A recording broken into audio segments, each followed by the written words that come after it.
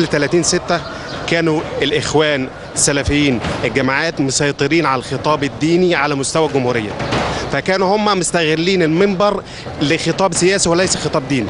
لكن بعد 30/6 بدأ في عملية تغيير بالنسبة لأئمة المساجد أو الدعاة أو الناس القائمين على أو المسؤولين عن المساجد، يبقى في تغيير. الخطاب الديني بعد الثورة طبعا بقى فيه نظرة أو رقباء من وزارة الأوقاف إلى حد ما، بقى فيه قرارات بتحاول تحجم الخروج عن المعيار المفروض ان هو يقوم به الامام المسجد او خطيب المسجد. بالنسبه للخطاب الديني بعد 30 يونيو الفتاوي اللي هي كانت بتطلع كل يوم والتاني فتوى فتوى فتوى دي انعدمت خالص. انا شايف ان احنا حاليا بمعنى اصح ما فيش خطاب ديني. اتمنع طبعا حضرتك عارف ان القنوات اللي اتقفلت دي اتمنع فيها الهجوم والشتيمه والحاجات اللي كنا بنسمعها الغريبه اصلا عندنا وغريبه عن اسلامنا، لكن فين في مقابل ده؟ فين الخطاب الصحيح؟ فين الخطاب الديني الصحيح اللي يوجه الناس ويعرفهم؟ طبعا محتاجين تأهيل عشان يطلع يتكلم ويفيد الناس اللي بتتعلم. الحمد لله يعني لاحظت تغيير ان الائمه ازهريه هم اللي موجودين على المنصه والكلام ده او على المنبر. وكمان الفتره الاخيره الحمد لله لاحظنا ان الخطاب الديني يعني بيتحسن. دلوقتي بقى في يعني ممكن يكون بقول التزام، في ناس التزمت وفي ناس بقت تخاف لان هم بقى خلاص في حدود، وده شيء كويس جدا ان دلوقتي في بقى حدود، ان انت تكون عارف حدودك ايه في الخطاب على المنبر. بعد سقوط حكم محمد مرسي طبعا اتحسن وبقى الاحسن، بس في بعض فئات بس قليله جدا هي المضلله بتحاول، ده يعتبر النزع الاخير ان هي تضلل الشعب او بعض افراد معين من الشعب.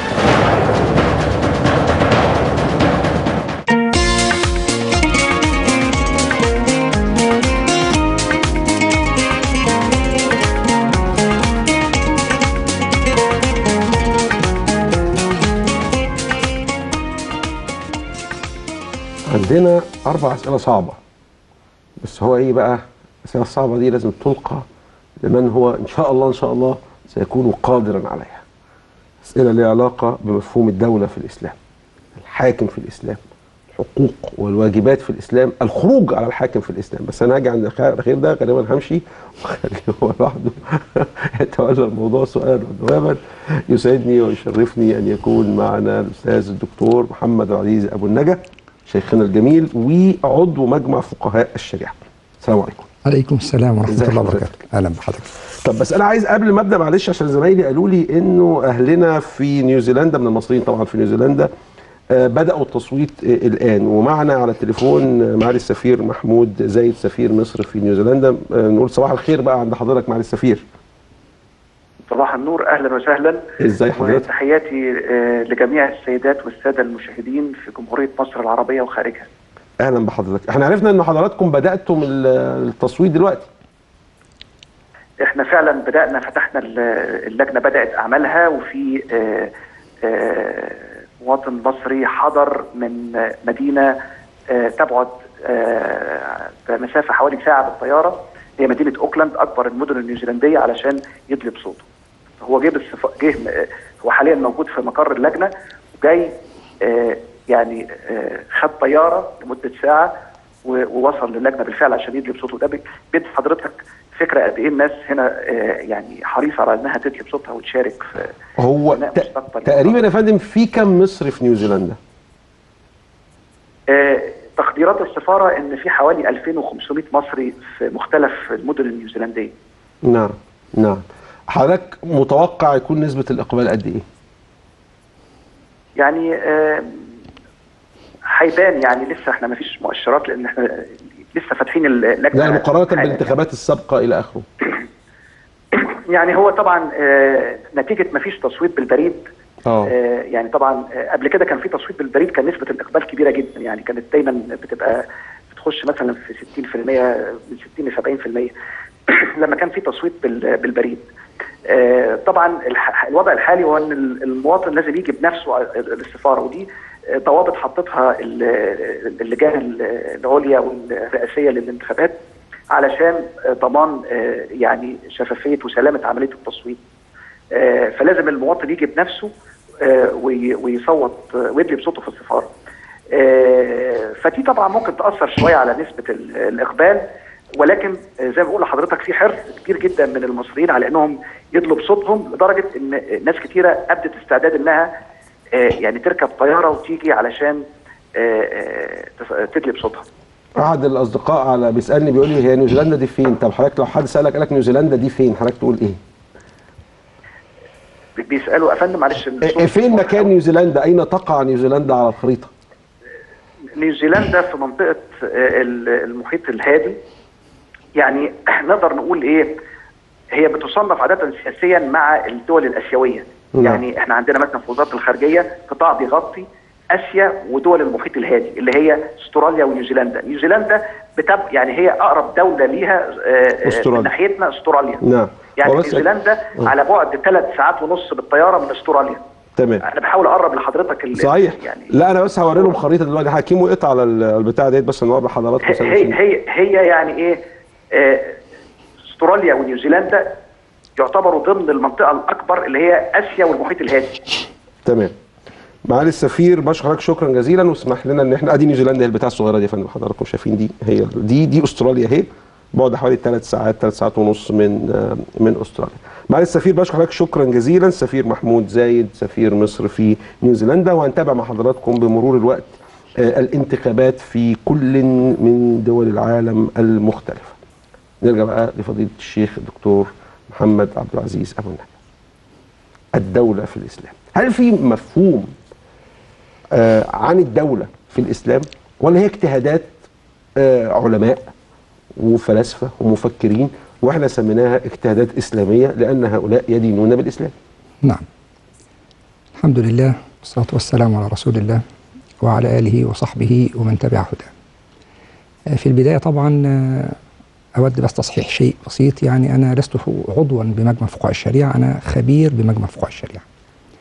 أنا عضو بهيئة المعايير الشرعية بالبحرين. تمام. ده مصدر. حاضر. الأمر الثاني، أنا لا أظهر للدعاية لمرشح من المرشحين. يعني أنا لا علاقة لي مثلا بتوجه القناة، لا علاقة لي بتوجه حضرتك. والله هي القناة فعلا ما لهاش توجه فيما الحمد لله. احنا بنعامل الناس بأكبر قدر ممكن من الحيادية، بنعرض وجهة نظرهم ونترك للناس أنا والله أنا لا أدري يا دكتور معتز، أنا قلت أوضح حاجة. بس كويس، بس احنا ما اتفقناش على دعم حد من باب الأمانة. لا ما اتفقناش. لا خالص. أنا ما أعرفش حتى زي ما حضرتك بتقول إن القناة ليها توجه أو حضرتك ليك توجه بتدعو إليه. نعم. لا مالناش. الحمد لله أفضل. الحمد لله أفضل. الحمد لله.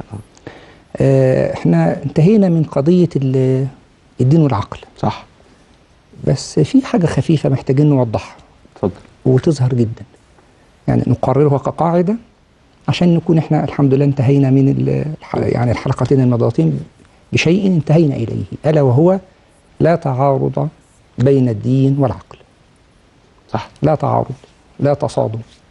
بالعكس الدين يحض على العقل. بالضبط. على اعمال هو دين العقلاء، الاسلام دين العقلاء. يا له من دين لو كان له عقلاء. ده صحيح. وكلما ازداد الانسان عقلا كلما ازداد تدينه وحبه لله تعالى وخوفه من الله عز وجل سبحانه وتعالى. صح. طيب، في مثالين مهمين جدا لقضية عدم التعارض، مهمين جدا هيفيدونا.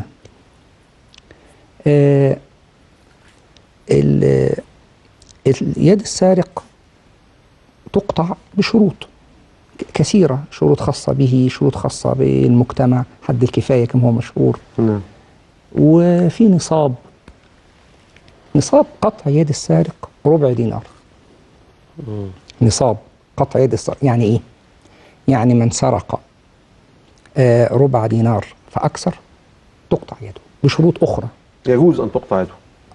لا مش يجوز، هو تقطع يده. لابد أن تقطع يده في حالة توفر الشروط. في حالة توفر الشروط، ده بنص القرآن. نعم. وبإجماع أهل العلم، بنص القرآن والسنة وفعل النبي عليه الصلاة والسلام وبإجماع أهل العلم. نعم. طيب، في شروط كثيرة منها النصاب. يعني ايه النصاب؟ زي نصاب الزكاة كده، يعني في حد معين، مش أي واحد يسرق أي حاجة تقطع يده. نعم. النصاب هو ربع دينار، يبقى من سرق ربع دينار فأكثر تقطع يده. طيب، واحد قطع يد آخر في دية، يعني في قصاص أو دية. طيب، دية قطع اليد كام؟ اليدان ديتهما دية النفس 100 من الإبل. يبقى اليد الواحدة فيها 50 من الإبل. طيب الموضوع ده قديم، الناس تعجبت. الإيد تقطع، واحد يقطعها لو سرق ربع دينار، يبقى ايده تتقطع بربع دينار. ولو ايده اتقطعت من واحد ياخد تقريبا 500 دينار. 500 دينار. طب ليه؟ ما هو يبقوا زي بعض. طيب يعني ال 500 دينار اللي هي قيمة الدية تبقى هي النصاب بتاع قطع اليد. ليه الشريعة فرقت؟ فجملة جميلة قوي اللي هو العلماء ردا على القضية دي. هو العقل يستغرب، يقول ايه السبب؟ ايه اللي خلى الموضوع يبقى فيه فارق ما بين دية قطع اليد وما بين حد النصاب بتاع السرقة؟ فالعلماء قالوا جملة جميلة قوي قوي قوي. قالوا ايه؟ قالوا فلما كانت أمينة كانت ثمينة، ولما خانت هانت. الله قوي طبعا، الله أكبر. لما كانت أمينة كانت ثمينة. لما يجي واحد يعتدي على حضرتك عياذا بالله، عياذا بالله، فيقطع يدك، نقول له انت قطعت ايد أمينة ثمنها غالي 500 دينار. لكن لما واحد يسرق ربع دينار، ايده خانت فهانت، تقطع عشان ربع دينار. طب ما هو ده برضه مع كل حاجة. يعني من قتل، يعني لو قتلت هتقتل، من قتل يقتل. طبعا. لانه هان. تمام. لانك انت اهنت نفس انسانيه، فانت كمان وزنك دي غاليه جدا، انت ما احترمتهاش. بالضبط. يبقى انت كمان مش لا تحترم. بالضبط. عينه بعين. يبقى العقل هنا قبل ولا ما قبلش؟ قبل جدا. ده العقل ده هو ده تمام العقل. صح. طيب امر تاني، اللي بيلبس خفين بيمسح على الخفين، صح؟ طبعا بشروط في الفقه معروفه مشهوره. طيب هو الواحد بيمسح من فوق ولا من تحت؟ بيمسح من فوق. هنتكلم في الوضوء. في الوضوء طبعا، لان الغسل ما فيهوش مسح على الخفين. صحيح. كلام جميل قوي. سيدنا علي قالها من زمان، قال لو كان الدين بالعقل لكان المسح على اسفل الخفين اولى من ايه؟ اولى من الاعلى. ان الواحد بيمشي اللي بيتوسخ يعني اعزكم الله بيمس الارض، بيمس الارض بالجزء اللي تحت مش بالجزء اللي فوق. طب انا بمسح على الجزء اللي فوق ليه؟ طيب ما دي غريبه. لا مش غريبه. لما الانسان يجي يتامل ويتدبر المعنى هيجدها لطيفه جدا. هو انا بمسح على فوق اكتسابا للطهاره ولا ازاله للنجاسه؟ انا بمسح على الخف من فوق من اجل اكتساب الطهاره عشان اكون متوضئ، اكتساب الطهاره، ولا عشان ازيل النجاسه؟ لان النجاسه تحت. لان النجاسه تحت. انا لو عاوز ازيل النجاسه همسح من تحت. لكن لو عاوز اكتسب الطهاره همسح من فوق. المعنى الثاني الجميل قالوا جميل، حاجه جميله قوي، قال انا همسح من فوق. طيب ما هو الجزء اللي ماشي على الارض بيحتك بالارض والتراب طهور اصلا. يبقى الاصل في التراب انه طهور، اذا التراب طهر الجزء اللي تحت، اذا انا مش محتاج اكسبه طهاره فامسح من فوق. انا عاوز اقول لحضرتك ايه؟ القضيه مش المسح في الخف، القضيه هي انه ان الدين بيحترم العقل. وانا ذكرت لحضرتك قضيتين. قضيه خاصه بالعقوبه هي تمام العقل، وقضيه خاصه بالعباده، والعبادات توقيفيه اصلا. يعني لا مجال للعقل فيها، الواحد يسمع ويطيع ربه، ومع ذلك عند التدبر والتامل تجد فائده، تجد حاجه عقليه مناسبه جدا جدا. اذا لا تعارض بين الدين. وعارف حضرتك برضه علمائنا الافاضل كانوا يقول لك احكام الشريعه معلله، يعني فيها عله. يقول لك خذ من اموالهم صدقه تطهرهم وتزكيهم بها. نعم. يعني هو انت بتاخد الصدقه عشان تطهرهم لكن وتزكيهم. هل كل حكم أردف بعله؟ صحيح. لا ابدا. لما؟ لاننا نؤمن بالغيب. ثقتنا وايماننا ويقيننا في الله يجعلنا نفعل ونسمع ونطيع بلا عله، ولكن ان علمناها ازددنا ايمانا وطمانينه ويقينا. لانه تمام الامام سمعنا واطعنا. واللي انت مؤمن بالله ليه؟ ربنا واليك المصير. انت لو ستساله عن كل شيء يبقى انت ايمانك فيه. انت مالك بعقلك مش مالك بخالقك. مش بخالقك. صح. ثم احنا لا نفعل هذا مع الناس. انا بروح للطبيب يقعد يقلبني يمين وشمال، لازم اساله ويفعل فيا ما يشاء، ونعمل اشعه بكل الانواع، لا اجرؤ على سؤاله. ويكتب لي روشته لا اجرؤ على سؤاله. اقول سبحان الله. افعل هذا مع الطبيب المعالج والذي ليس في يده الشفاء. وأناطح وأنازع، والشريعة ألا يعلم من خلق وهو اللطيف الخبير. دي يعني بارك الله في حضرتك. لا بس مقدمة مهمة برضه. بداية عشان نختم تمام ما مضى ونبدأ في قضية الدولة. الدولة في الإسلام. احنا عندنا دولة في الإسلام، طبعا عندنا دولة في الإسلام، وكان لها حاكم ألا وهو النبي عليه السلام. كان حاكما يقوم بالحروب وبالغزوات ويقوم بالمعاهدات والمصالحات ويضع قانون عقوبة وتعزير ويقود جيش وكل شيء. ويبعت رسل الوظيفة العسكرية والدبلوماسية والاقتصادية وسفراء والإدارية. ده اسمه إيه؟ لكن هي المشكلة في حاجة يا دكتور معتز عند بعض المسلمين، هو عاوز يقيس الدولة من 1400 سنة على الدولة اليوم، وده كلام غريب. هل الطب الآن كالطب منذ 1400 سنة؟ لا. الهندسة، التعليم، لا. كل الشؤون تطورت وتغيرت.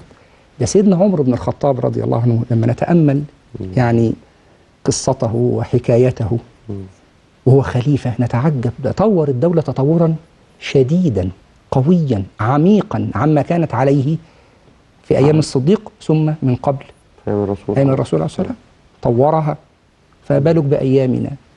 إذن في دولة في الإسلام، طبعا في دولة في الإسلام بلا ريب وبلا شك.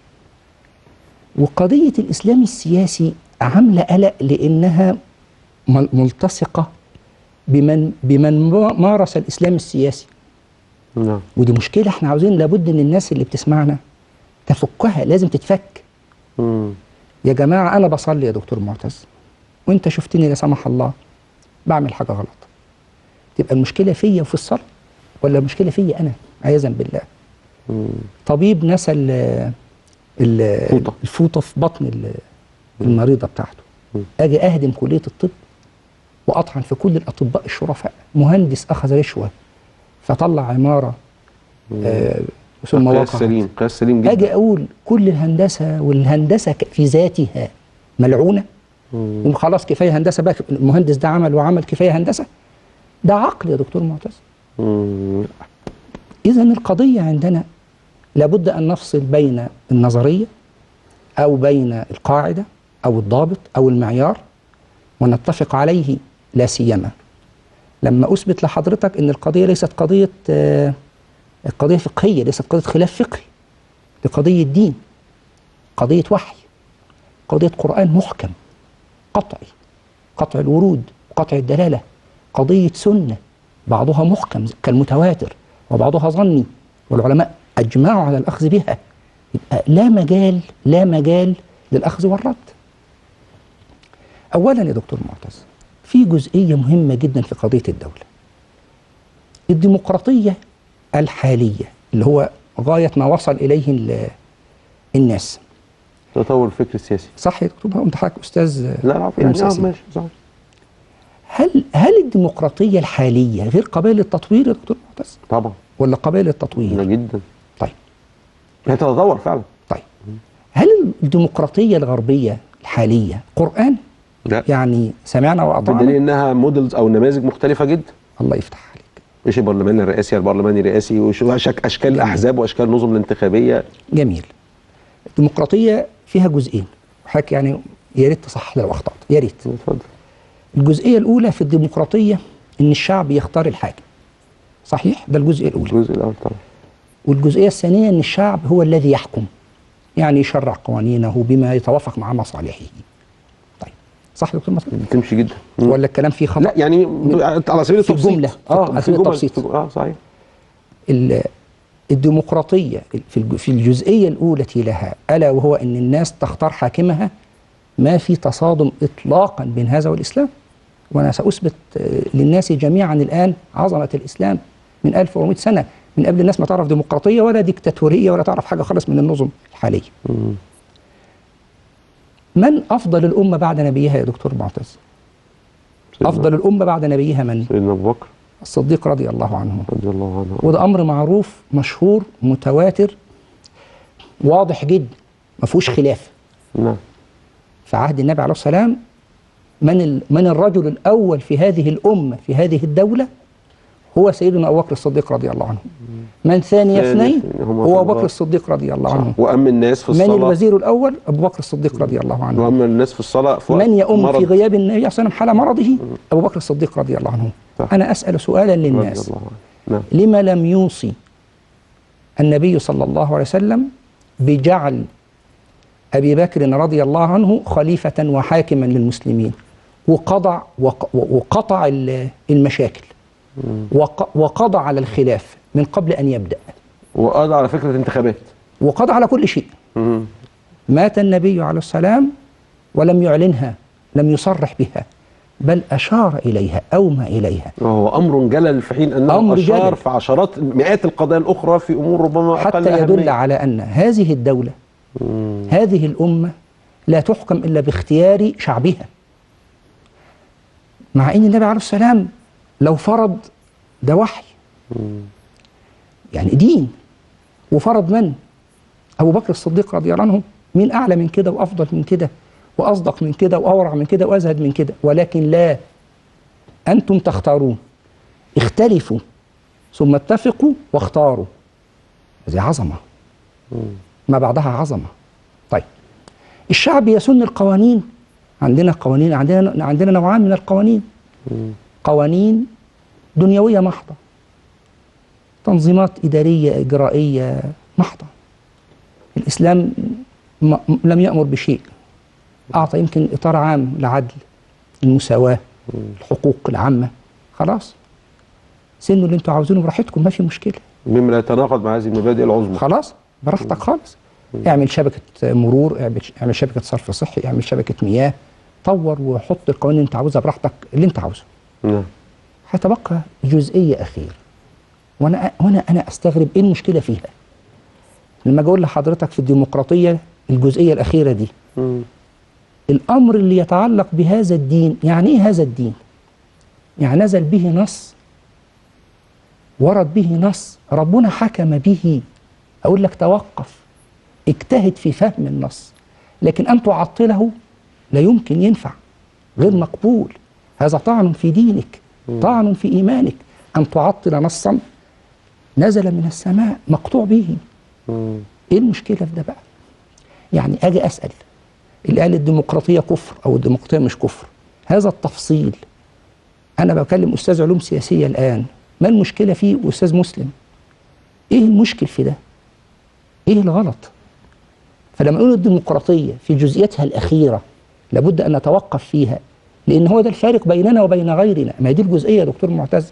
غيرنا مش مطالب أنه مفروض عليه قوانين معينة خاصة من السماء. نحن مطالبون، هذا ديننا، هذا هو مقتضى أن رضينا بالله ربا وبالإسلام دينا وبمحمد صلى الله عليه وسلم نبيه ورسوله. هذا مقتضى لا إله إلا الله محمد رسول الله. هذا مقتضى الإيمان بالقرآن والإيمان بالسنة، مقتضى حب الله وحب رسوله، مقتضى الخوف من الله ورسوله. طيب متهيألي إنه حضرتك كده وضحت لنا إن في مفهوم للدولة في الإسلام. نعم. وأن لأنه الإسلام ما كان ليتركنا إلا يعني يضع الدين نقدر نقول في سياج يحميه وهو الدولة. وحضرتك أشرت أن هذه الدولة لا يوجد تعارض في بنيتها من ناحية القيم والأخلاق مع الديمقراطية، طالما أن هذه الديمقراطية لا تؤدي بنا إلى ما يتعارض مع شرع الله، اللي هو قطع الثبوت وقطع الدلالة من شرع الله، بمعنى يعني الثوابت والمحكمات والقطعيات المجمع عليها. لأن أحيانا في نصوص ظنية لكن أجمع العلماء عليها، علماء المسلمين. تمام. بعد الفاصل هسألك سؤال بقى. اتفضل. ايه هي معايير الحاكم في الإسلام؟ بس قبل ما اعمل ده انا هقول لحضرتك زمايلي عملوا ايه. اتفضل. عملوا حاجات غريبة من ورايا. بس كنت عاوز اعلق على موضوع الخطاب الديني. ما هو جاي اهو فورا اهو. فين السؤال؟ هو ده. طيب احنا عملنا استطلاع على الفيسبوك وسألنا الناس كيف ترى تطور الخطاب الديني في مصر بعد 30 يونيو. تمام. اسمع بقى النتيجة دي عشان ايه ازعجتني جدا. اتفضل. تطور الافضل 9%. اللي قالوا انه تراجع للأسوأ 41%. اللي قالوا ان هو زي ما هو 50%. وبالتالي بعد الفاصل هسأل عن تعليق حضرتك على البتاع اهو 9% تطور الافضل، 50% زي ما هو، 41% تراجع للأسوأ. انا لا قلقني تراجع للأسوأ دي كمان، لان دي مؤشر غريب شويه. بعد الفاصل نرجع نكمل نقاشنا مع فضيله الشيخ الدكتور محمد عبد العزيز ابو النجا.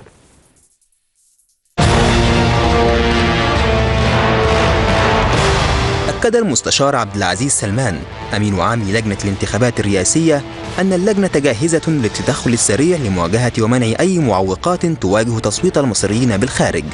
وأضاف سلمان خلال مؤتمر صحفي عقد اليوم أنه يحق لأي مصري التصويت داخل أي دولة يتواجد بها طالما يحمل بطاقة الرقم القومي أو جواز السفر. استقبل المشير عبد الفتاح السيسي المرشح لرئاسة الجمهورية وفد من اتحاد الجاليات المصرية في أوروبا الذي ضم ممثلين عن 14 دولة أوروبية، وذلك انطلاقا من حرصه على التواصل مع المصريين في الخارج والاستماع إلى رؤيتهم حول مستقبل مصر خلال المرحلة المقبلة. قال السفير معصوم مرزوق المتحدث الرسمي لحملة المرشح الرئاسي حمدين صباحي إن الحملة تستعد لإطلاق عدد من المفاجآت قبل انتهاء فترة الدعاية الانتخابية، مشيرا إلى أن الحملة مستمرة في الفعاليات اليومية التي تهدف لتعريف الشارع بالمرشح الرئاسي وبرنامجه الانتخابي. وجه المشير عبد الفتاح السيسي المرشح لرئاسة الجمهورية رسالة إلى المصريين في الخارج يدعوهم خلالها للتصويت والمشاركة في الانتخابات الرئاسية قائلا: لكل مصري ومصرية مقيم في الخارج لقد تركتم وطنكم من أجل السعي نحو العمل وكسب لقمة العيش، وأن الوطن الآن يستنجد بكم ويجب عليكم أن تنزلوا للمشاركة في الانتخابات الرئاسية بقوة. قالت سلمى صباحي ابنة المرشح الرئاسي حمدين صباحي إن حملة حمدين فعلا فقيرة ماديا وتحتاج إلى مساهمات مادية، ولكنها غنية جدا بشبابها المخلصين وهذا شرف لنا. وأضافت إن كل الحملات الرئاسية في العالم تعتمد على التبرعات، مطالبة من المؤيدين لحمدين صباحي بالإسهام في دعم الحملة.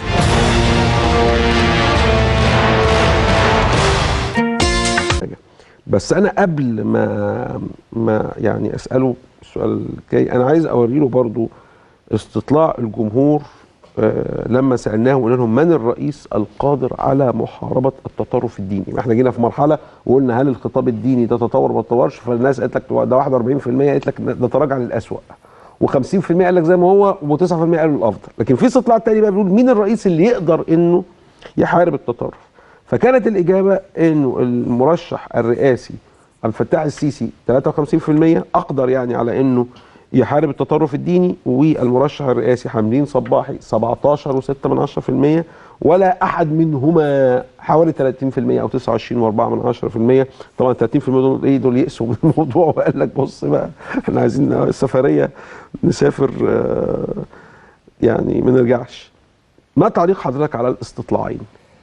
أولا الخطاب الديني أنا أعترض على الخطاب الغلط أن أطلق عليه خطاب ديني، أنا أعترض على هذا. حضرتك شايفه إيه؟ نسميه أي شيء لكن ليس خطابا دينيا. الخطاب الديني له مقومات وله ضوابط ومعايير، خرج عنها ليس خطابا دينيا أصلا. سموه ما شئتم لكن ليس خطابا دينيا. واحد مثلا طلع بيشتم مثلا، ما يسمى بالخطاب الديني، فده خطاب ما يسمى بالخطاب الديني. وصف الخطاب بانه ديني يعني انه منضبط، التزم بقواعد معينه لكن هو ما التزمش. طالما ما التزمش فليس خطابا دينيا اصلا. بالنسبه لقضيه مقاومه التطرف، مقاومه التطرف ودي نصيحه اقولها لكل مسؤول، وكلمه مسؤول دي مهمه قوي صحيح. كلمه مسؤول الناس تحب تسمعها، انا مسؤول، لانها كلمه مخيفه. يعني ايه مسؤول؟ يعني ربنا سيساله يوم القيامه. صح. دي كلمة مخيفة، أنت فرحان بإيه؟ مش في آية في القرآن آخرها كان مسؤولا؟ صح. وكلكم راع عنكم مسؤول عن رعيته، الحديث المشهور. صحيح، وكلكم مسؤول عن رعيته. صح. ده طب ما هو صحيح، طب دي آية دي مش حاجة كويسة يعني. مسؤول أنا فرحان بيه إن أنا مسؤول. الناس كلها تبقى نفسه يبقى مسؤول. نعم. والرجل المسؤول. يا حبيبي المسؤول ده اللي هو يوم القيامة سيقف حافيا عريانا أغرل. يوم القيامة. وسيسأله ربنا. ولن يكون معه شيء من الدنيا، لا جاه ولا سلطان ولا حرس ولا أي شيء. فكلمة تسود دي كلمة مخيفة، كلمة مفزعة. فعاوز أقول لكل مسؤول سيأتي. نعم. إذا أردت أن تحارب التطرف الديني محاربة حقيقية، رقم واحد لا تحارب الدين، لأن أحيانا في خلط بين التطرف الديني والدين.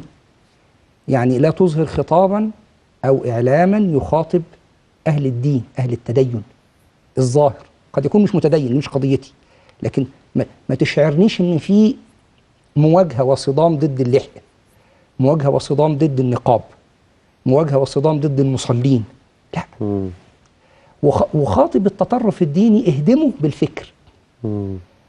الاعتماد على الأمن والسلاح والتجاوزات. يعني احنا عندنا في الشريعة حاجة جميلة قوي، عندنا الحدود تضرب بالشبهات في الشريعة. نعم. يعني لا عقوبة إذا يعني حف حواليها شبهة، إضراء الحدود بالشبهات. احنا عندنا مش العقوبة، ده ممكن إنسان يموت بالشبهة.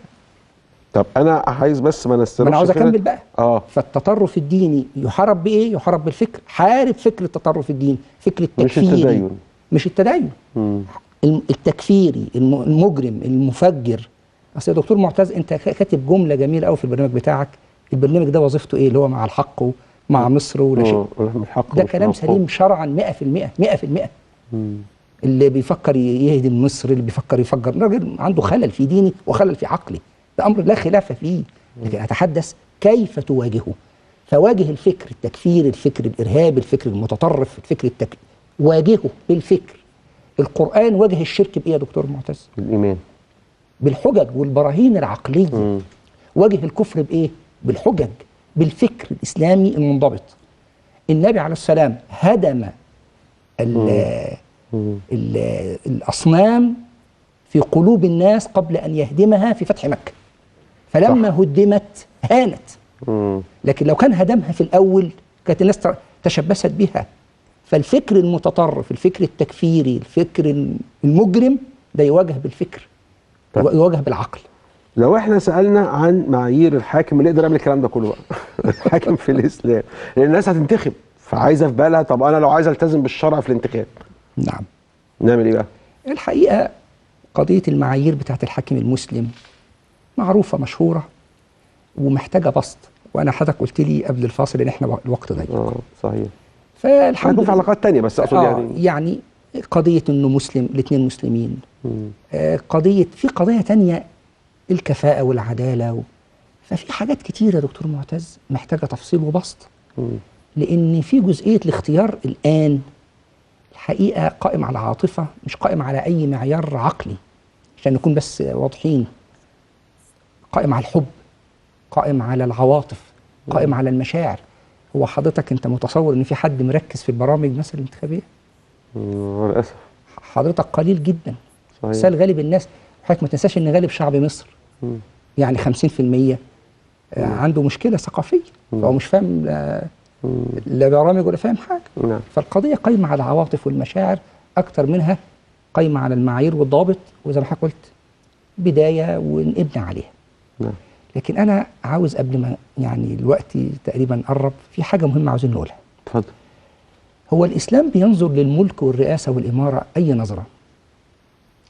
يعني الملك في الإسلام، الحكم في الإسلام، الإمارة في الإسلام، الرئاسة في الإسلام، كيف ينظر لها الإسلام؟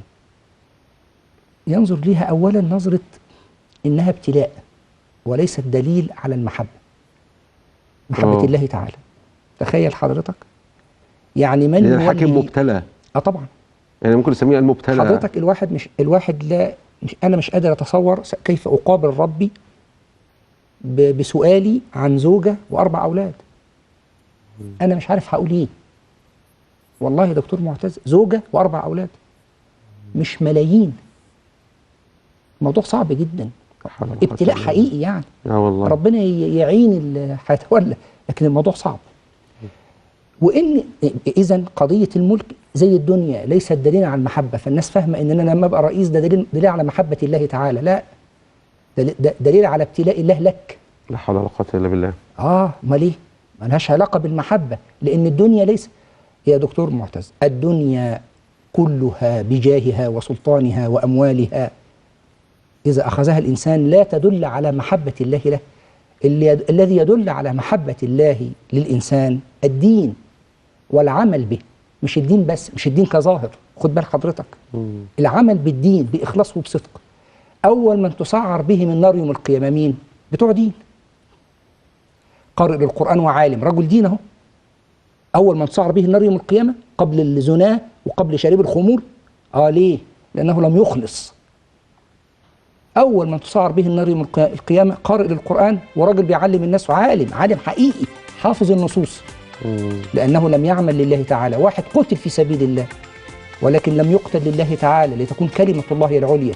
اول من تصعر به النار يوم القيامه واحد متصدق بيبني مساجد ويتصدق ولكن لم يتصدق لله تعالى، تصدق من اجل ان يقال انه جواد. طب امال الناس بتتصارع ليه بقى؟ وناس بتموت وبلاد بتتدمر. نكمل بعد كده. نعم القصه دي قصه طويله اصلها. نعم. ونكمل. بس هل حضرتك بالدعاء يعني ان شاء الله. طيب اتفضل حضرتك. الا لو في حاجه لا اتفضل خلاص، اتفضل حضرتك. اللهم اقسم لنا من خشيتك ما تحول به بيننا وبين معصيتك. آمين يا رب. ومن طاعتك ما تبلغنا به جنتك. آمين. ومن اليقين ما تهون به علينا مصائب الدنيا. اللهم متعنا بأسماعنا وأبصارنا وقوتنا أبدا ما أحييتنا واجعله الوارث منا واجعل ثأرنا على من ظلمنا وانصرنا على من عادانا. اللهم لا تجعل مصيبتنا في ديننا ولا تجعل الدنيا أكبر همنا ولا مبلغ علمنا ولا تسلط علينا من لا يخافك ولا يرحمنا. اللهم ول علينا خيارنا، اللهم ول علينا خيارنا، اللهم ول علينا خيارنا. اللهم لا تول علينا شرارنا بذنوبنا، اللهم لا تول علينا شرارنا بذنوبنا، اللهم لا تول علينا شرارنا بذنوبنا. اللهم آتنا في الدنيا حسنة وفي الآخرة حسنة وقنا عذاب النار. وصلى الله وسلم وبارك على سيدنا محمد وعلى آله وصحبه وسلم والحمد لله رب العالمين. شكرا يا فندم، شكرا جزيلا، بارك الله في حضرتك. أعزائي المشاهدين، هذا ما أمكن إراده وتيسر إعداده وقدر الله لنا قوله. بالمناسبة باختصار هيكون مع حضراتكم 7 أيام في الأسبوع لغاية الانتخابات، لغاية إن شاء الله ما يعني تعلن النتيجة بإذن الله تعالى. فإن شاء الله عندنا بكرة حلقة مهمة، وإن شاء الله يوم الجمعة، ومستمرين لغاية ما ربنا يكرمنا ويعني ندعو للشيخ ندعو للرئيس الجديد إنه ربنا يعينه على يبقى الابتلاء. أشوف حضراتكم على خير بكرة إن شاء الله، وتصبحوا على خير.